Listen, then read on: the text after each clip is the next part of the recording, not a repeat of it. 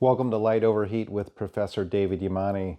Today is the day before Thanksgiving, and so I want to take just a little bit of time to do something that I don't do often enough, which is to express some gratitude.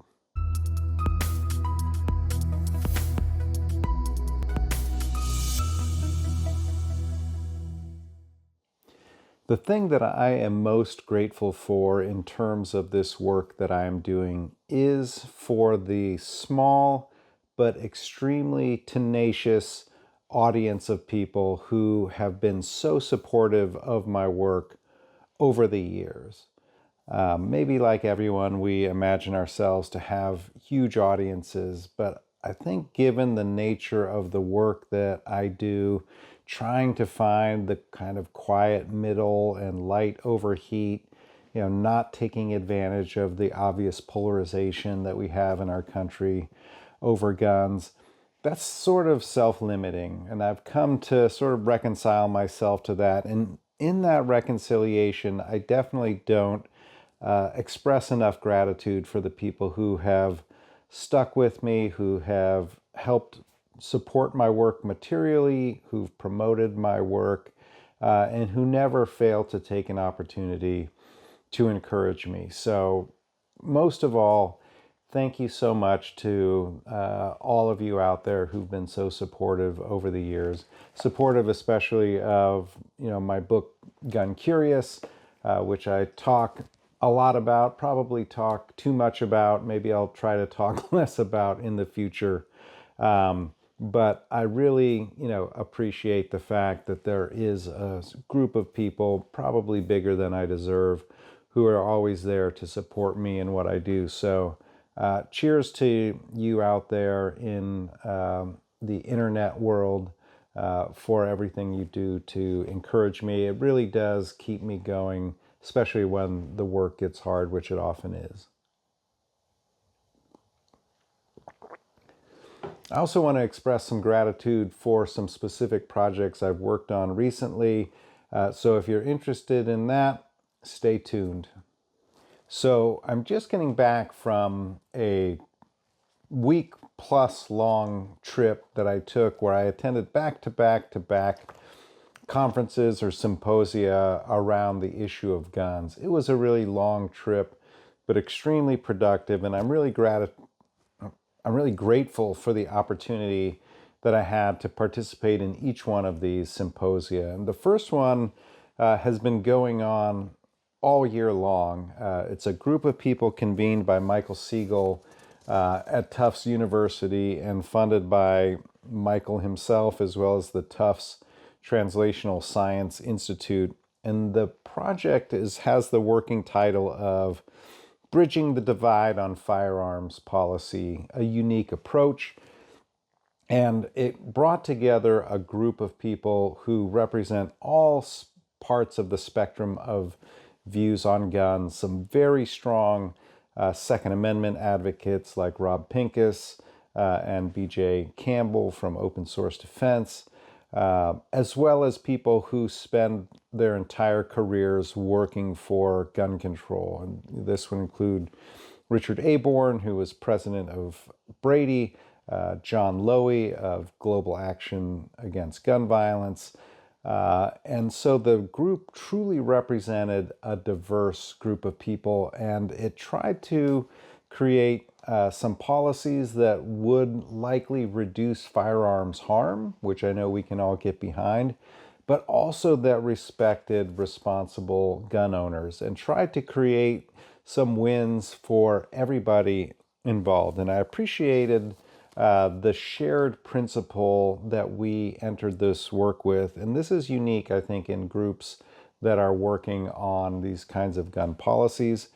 The first of our shared principles is the decision of people to responsibly own and use firearms must be respected, right? Not tolerated, not begrudgingly accepted, not we have to have this because of the Second Amendment in the Supreme Court, but really trying to recognize the fact that, as I say, kind of in the conclusion to Gun Curious, that most gun owners are responsible or attempt to be responsible and would like to be even more responsible. And so The policies that we've been working on will be released in the coming weeks. We haven't decided exactly on the launch date, but I'll be really interested to hear what people think about this, because it truly was a unique process for me to be involved in, because, as you know, I'm not a political activist around guns.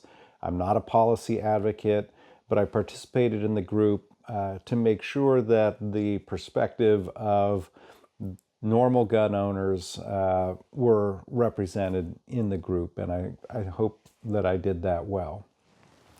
From that meeting that we had up in Portland, Maine, to finalize our work with the Tough group, I flew to Phoenix, Arizona for 2 events. I'm really grateful to have the opportunity to participate in an event that was co-sponsored by Jennifer Carlson and her Arizona State University Bridges Initiative, as well as Emmy Betts and her University of Colorado Anschutz Medical School's Firearm Injury Prevention Initiative. They brought together people who represented sort of the gun community, as well as scholars, and let me just read the description. This invite-only symposium will bring members of the firearms and research communities together to learn from one another and identify opportunities for conversation, consensus, and collaboration. Acknowledging gun rights is a long-standing part of American life. We hope to emphasize common ground that allows us to take practical steps to reduce gun-related harms and motivate research that bridges our gun divides rather than deepens them. And again, the idea that we don't have to treat the gun issue as a zero-sum game, or as positions as being mutually exclusive, or I didn't bring my finger trap toy, what is wrong with me, right? This idea that we're locked in a finger trap that pits gun rights on one side and public safety on the other side. We are all concerned about firearm-related harms, and some of us are concerned about recognizing the rights of responsible gun owners. And I think this session brought together people who were willing to hear each other on those points. The folks who represented the firearm community were amazing. Michael Sodini of Walk the Talk America, Chad King, Black Bottom Gun Club, Edgar Antillon of Guns for Everyone, Ashley Lubinsky, firearms technology historian extraordinaire. Really, the best face of the firearms community was put forward in this group. I was privileged to be invited to speak about what academia gets right and wrong about guns, and I'll put some links to my Substack essays that I wrote that show what I said in this group. Now, this session at Arizona State was held when it was because the following day, the National Research Conference for the Prevention of Firearms-Related Harms began at a hotel in Tempe. It ran for 2.5 days. Because I was in town for the other symposium, I stayed over and attended that meeting. This is like 600 people who, most of whom come from a kind of public health perspective or criminology, or really, looking at firearms-related harms basically exclusively. These people are not at all concerned to understand the broader culture of firearms in America.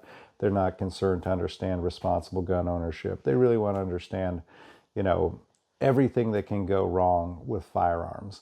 And that's okay. I think that this is a group of people who have legitimate concerns. And I was, again, privileged to be there along with some other folks. Rob Pincus attended. Bill Broussard from the National Shooting Sports Foundation was there. Michael Sodini from Walk the Talk America was there. And Mike actually displayed for the first time. He had a table there showing lots of safety devices, including some by Regal Products, who's been a big supporter of Mike's, and showing what responsible gun ownership looks like by putting themselves right in the middle of a group of people who, honestly don't have generally a lot of interest in or respect for people who are working within the gun community or the gun industry. Now, there are some people who are exceptions to that. Again, Emmy Betts, who was part of the organizing and sponsorship of this other symposium I attended at Arizona State, she's very much trying to partner with the gun community to try to address firearms-related harms. Megan Ranney, who's the dean of the Yale School of Public Health, also tries to collaborate as much as possible. Gayla True from Louisiana State and her Armory Project. So I was grateful to have the opportunity to be in Tempe for that event, and also to see some members of the public health community working alongside people in the firearms community. Again, to find that common ground to address firearms-related harms in ways that respect the rights and responsibilities of lawful gun owners, people who are trying to do the right thing and who generally do the right thing. I also had the opportunity to visit with some folks that I've met along my journey in gun culture in Tempe, and I'm really grateful for all of those connections, which brings me all the way back to the starting point of my comments, which is, this work that I've been doing can be very difficult emotionally, intellectually, psychologically. There's a lot of ups and downs I've experienced along the way in trying to find a voice and to have my work taken seriously. And without the support of so many people that I've met along the way, it just wouldn't be possible. So again, cheers to you all. I hope that you have a safe and a warm and wonderful Thanksgiving holiday, however you celebrate, whoever you celebrate with, and I'll see you on the other side.